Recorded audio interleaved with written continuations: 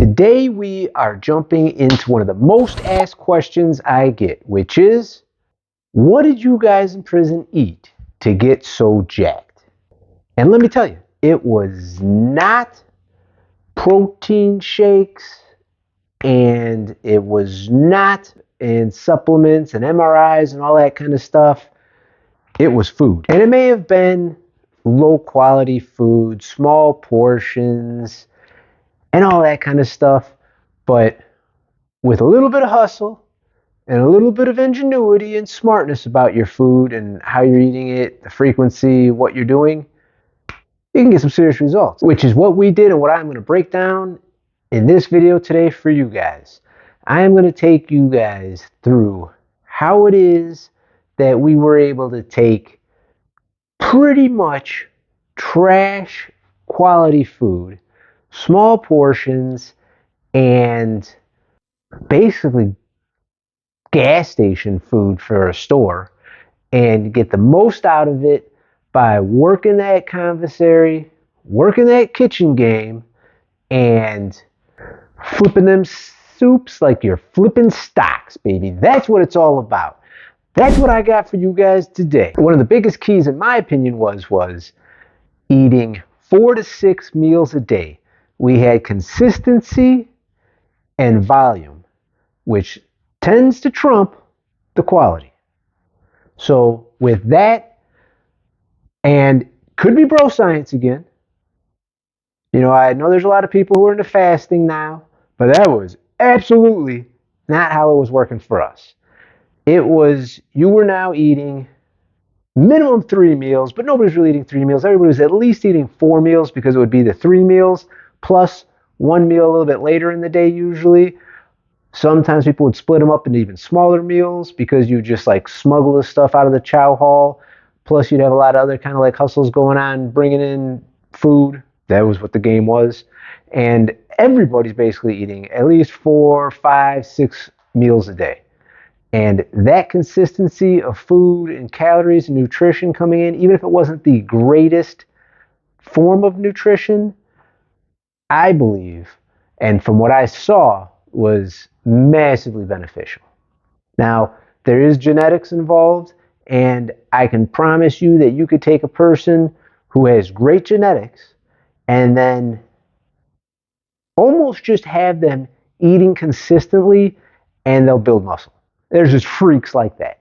But for the mere mortals, we had to put in a whole lot of work and a whole lot of exercise in order to get the benefits with the food. But that was one of the keys, was 4 to 6 small meals a day. If you are a fasting king, queen, whatever, I'm sorry, I'm just telling you what it is. Now, I don't want you guys to get it twisted. If you are eating garbage 4 to 6 times a day, then you're going to look like meh. However, if you are eating, what we would do is we would focus on protein. It was mainly always, the whole game was get protein, because the trays were usually a ton of carbs, basically a bunch of garbage. So it was all about maximizing protein. Every single one of those meals, you wanted to take in protein. And a little bit of the science behind it is that your body is, according to different things that I've read, able to usually synthesize about 24 to 35 grams of protein in a meal. Makes sense to me, so that's what we're going with. And we would usually get probably a little bit less than that, because it was always difficult to get protein in. If you were really focused and maximizing on it, which I always was, we'd probably get in close to that at each one of these meals. And that way your body has a steady state flow of protein throughout the entire day and evening. So what I believe is that when your body knows that it's not going to have to sit there and go into any kind of starvation mode or like fight to try to stay alive, it's got a steady state food source, then it can truly focus on building muscle. And that's the key, because if your body goes into starvation mode, the first thing that it thinks is, I need to preserve myself, my organs, heal, and live. It does not care really about muscle. So the first thing that it'll start dumping is muscle. And if you are trying to get muscular and strong and you want to be fit and you are starving your body and your body is like worried about the next meal and when it's going to come and if it's going to get it, it is not going to sit there and put forth all of its nutrition and nutrients and everything that's absorbing from the food and put it into muscle. It's just how it works. It's what I've found, it's what I've seen, and it's what I believe. So that's how we did it. We ate small meals, maybe not the best quality of food, but frequently. We also would after we would usually try to, it was always after the workouts. We would usually try to set up to where we'd have like maybe about an hour, hour and a half before a workout, there'd be one little small meal, and then immediately after a workout, it would be eat. It would be like a feast. So that is also another one of the levers that we pulled was the window before, window immediately after of eating. Again, might be bro science, but guess what? The eyeball test says that it isn't. So I'm always going to roll with what I see works and what I know works. Now, how did we get all that food? The answer to that is we hustled, baby. That was the name of the game. Your cash flow was food. And it was either knowing in the chow hall who it is that doesn't eat specific things, or knowing, and this was my main thing because I was never big on sweets. I did not eat sweets very much. I did not eat bread very much. So it was knowing who's the sweetsaholics, because trust me, that's a thing. There are sweetsaholics out there, believe me. And I would always be able to trade the sweets off, the bread off. Basically, I would just gut the tray of carbs and try to maximize all of the protein sources I could possibly get in. And the protein sources, they were, sometimes it would be like scrambled eggs. Now, was it maybe coming from powder eggs? How quality were the eggs? Nah, I don't know. But meat patties, which were ground up, who knows what, to be honest with you. There'd usually be maybe a little bit of beef in them, but then there'd be soy and other things. So again, most of the meat stuff was not high quality, but it was meat and it was protein over cakes, breads, pies, and things of that nature. So that was the main moves. In the chow hall, you got to know who eats what and who doesn't. Also, milk. Milk was absolutely huge. At one point, I was drinking about 8 to 10 milks a day. Again, trading bread, sweets, cakes, all that kind of stuff. Milk does a body good. How to get all that milk? By, again, working the other inmates, because there's a lot that are lactose intolerant, so those guys are always easy pickings.